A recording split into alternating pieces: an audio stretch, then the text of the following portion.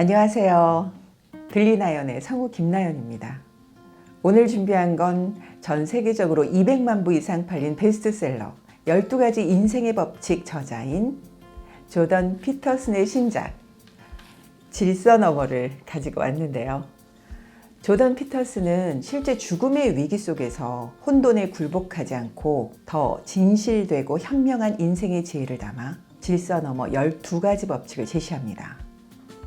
그 중에 법칙 1, 기존 제도나 창의적 변화를 함부로 깎아내리지 마라. 읽어드리겠습니다.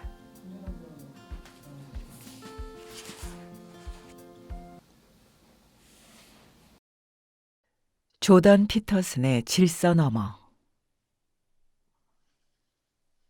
외로움과 혼란.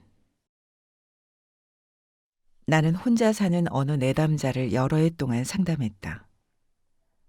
그는 독신으로 사는 것 외에도 여러 면에서 고립되어 있었다.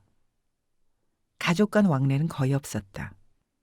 두 딸은 외국으로 나갔고 아버지와 누이가 있으나 남과 다를 바 없었으며 다른 친척도 전혀 없었다. 아내와는 여러 해 전에 사별했다. 게다가 새로 만난 연인이 교통사고로 세상을 떠나면서 우리가 15년 넘게 상담하는 동안 그가 유일하게 노력을 쏟았던 관계마저 비극적으로 종결되었다. 그와 함께 상담을 시작했을 때 우리 대화는 어색하기 짝이 없었다. 그는 일상적인 사회적 상호작용에 서툴렀다. 그의 언어적, 비언어적 행동에는 사교성이 풍부한 사람에게서 느껴지는 춤추는 듯한 리듬과 조화가 빠져 있었다. 어릴 적의 부모는 그를 철저히 방임했을 뿐만 아니라 학대도 일삼았다. 집에 없을 때가 많았던 그의 아버지는 성향이 태만하고 가학적이었으며 어머니는 만성 알코올 의존자였다. 학교에서는 끊임없이 괴롭힘과 따돌림을 당했고 그에게 진정한 관심을 보이는 교사도 없었다. 이 모든 경험이 환자에게 우울한 성격을 각인시키거나 적어도 그쪽으로 끌리는 생물학적 경향을 악화시켰다. 결과적으로 그는 퉁명스럽고 흥분을 잘했으며 대화 중에 상대방이 잘못 이해하거나 갑자기 끼어드는 것 같으면 즉시 발끈했다. 그런 반응으로 보건대 성인이 돼서도 특히 일하는 곳에서 계속 괴롭힘의 표적이 된 게 분명했다. 하지만 나는 곧 중요한 사실을 깨달았다. 내가 최대한 침묵을 지키면 상담이 순조롭게 진행된다는 것이다. 그는 1, 2주에 한 번 상담실에 들러 그의 신경을 곤두서게 한 일들을 털어놓았는데 1시간 상담에서 처음 50분 동안 입을 다물고 열심히 귀를 기울이면 남은 10분 동안에 비교적 정상적이고 순조롭게 대화할 수 있었다. 10년 넘게 이 패턴을 반복하면서 나는 점차 침묵하는 법을 터득했다. 세월이 흐를수록 그가 부정적인 일들을 말하는 시간이 줄어들었다. 그의 독백에 가까운 우리의 대화는 항상 그를 짜증나게 했던 일들로 시작했다. 하지만 상담실 밖에서 그는 열심히 노력했다. 친구를 사귀고 예술가 모임과 음악 페스티벌에 가고 다시 곡을 쓰고 기타를 연주했다. 사교적으로 변하면서 그는 나에게만 털어놓고 상의하던 문제 해결책을 스스로 찾기 시작했고 나중에는 간혹 삶의 긍정적인 면을 말하기도 했다. 진행은 느렸지만 조금씩 꾸준히 발전해갔다. 처음 나를 만나러 왔을 때만 해도 그는 커피숍, 아니 공공장소라면 어디서든 대화는커녕 완전히 얼어붙어 한마디도 하지 못했다. 하지만 치료를 마칠 즈음에는 여러 소모임에서 자신이 지은 시를 낭독하고 심지어 스탠드업 코미디를 시도했다.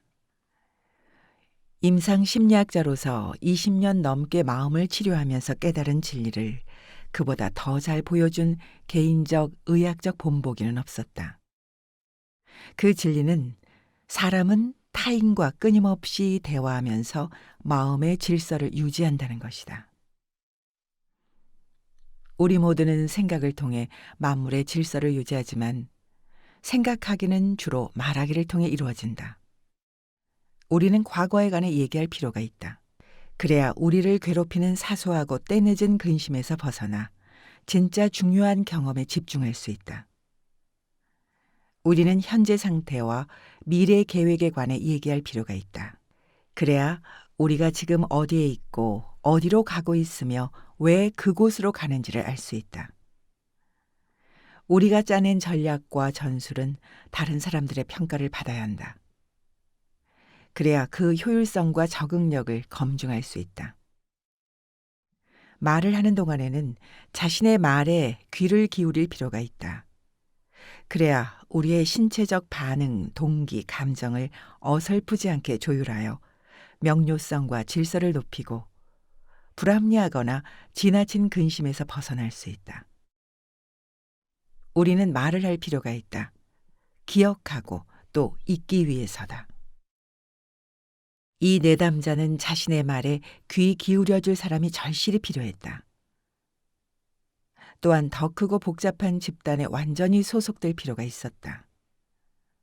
그는 상담 시간에 나와 함께 이 일을 계획했고 스스로 실행했다. 만일 그가 외로움과 폭력으로 점철된 개인사에 짓눌려 인간의 상호작용과 대인관계의 가치를 보려 하지 않았더라면 건강과 행복을 되찾지 못했을 것이다. 하지만 그는 요령을 터득하고 마침내 세상에 스며들었다. 사회제도, 온전한 정신. 위대한 심층 심리학자 지그문트 프로이트와 카를 융은 온전한 정신을 인간 마음의 특징으로 보았다. 그들이 보기에 사람은 각자의 마음에 잠재된 인격들이 제대로 통합되어 있고 그것을 균형 있게 표출할 때 삶에 잘 적응한다.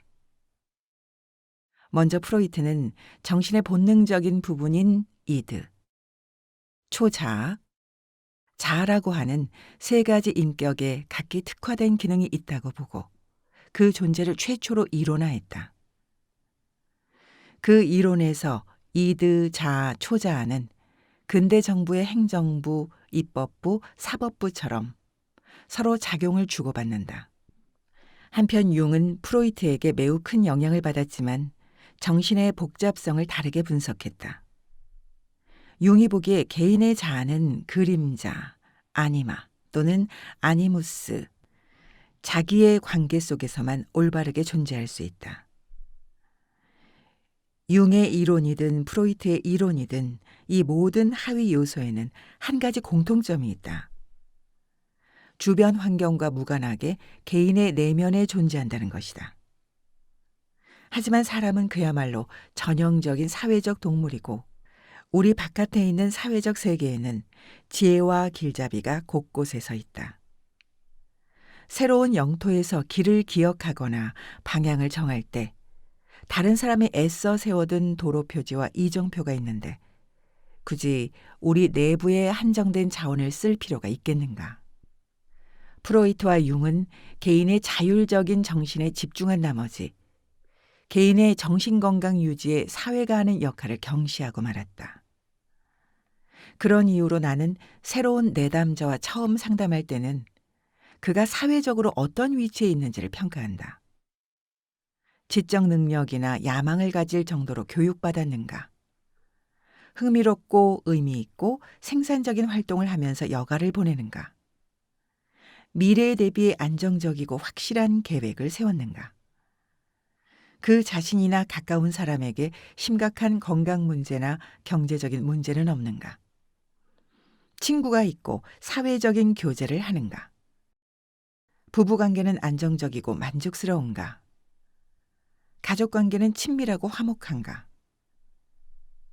충분한 수입과 안정감을 가져다주며 더 나아가 만족감과 기회의 원천이 되는 직업 또는 직장을 갖고 있는가?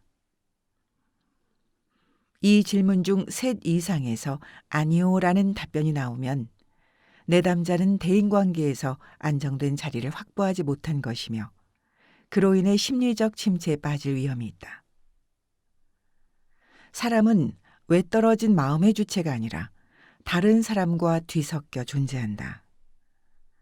타인이 아주 조금이라도 받아들이도록 행동할 수 있다면 일단은 그것으로 충분하다.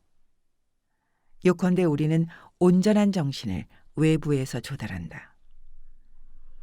정신이 건강한 사람은 마음이 잘 통합되어 있을 뿐 아니라 생각하고 행동하고 말하는 방식에 대한 주변 사람들의 평가에 끊임없이 주의를 기울인다.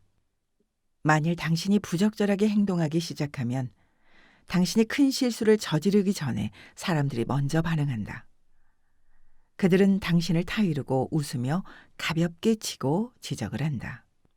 또 눈살을 찌푸리거나 미소를 짓지 않거나 관심을 보이거나 냉대한다. 다시 말해 당신 곁에 있는 사람들은 당신에게 버릇없는 짓을 하지 말라고 끊임없이 주의를 주며 최선의 모습을 보이라고 계속해서 요구한다. 당신이 해야 할 일은 이 신호들을 보고 적절하게 반응하는 것이다. 그렇게 다른 사람과 함께할 동기와 능력을 모두 갖추지 못하면 당신은 나락으로 떨어지고 만다. 사회적 상호작용 때문에 불안과 좌절을 빈번하게 느끼더라도 친구, 가족, 적으로 이루어진 세계에 어떻게든 스며들어야 하는 이유가 여기에 있다. 하지만 대체 우리는 심리적 안정을 지탱해주는 사회적 행동에 관하여 그런 폭넓은 합의를 어떻게 만들어냈을까? 우리가 끊임없이 부딪히는 복잡성을 볼 때 그건 불가능하지는 않아도 참 어려운 일처럼 보인다. 우리는 이것과 저것 중 어느 것을 추구해야 할까? 이 일의 가치를 저 일의 가치와 어떻게 비교할까? 더 능력 있고 창의적이고 적극적이라서 리더가 되어야 할 사람은 누구인가? 이런 질문에 대한 답은 주로 개인의 행동, 협동, 경쟁을 규율하는 강도 높은 언어적, 비언어적 협상에서 나온다. 우리가 가치 있고 주목할 만하다고 여기는 것들은 사회 계약의 일부다.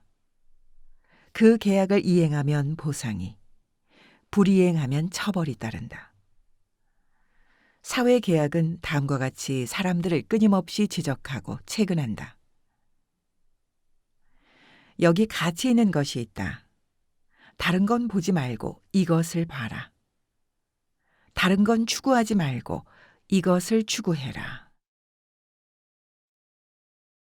크게 볼 때 사회계약의 지시에 따르는 것이 바로 온전한 정신이며 인생의 초기 단계부터 우리 모두에게 요구된다. 사회적 세계가 그렇게 중개하지 않으면 우리는 마음을 조직할 수 없고 그냥 세계에 압도된다.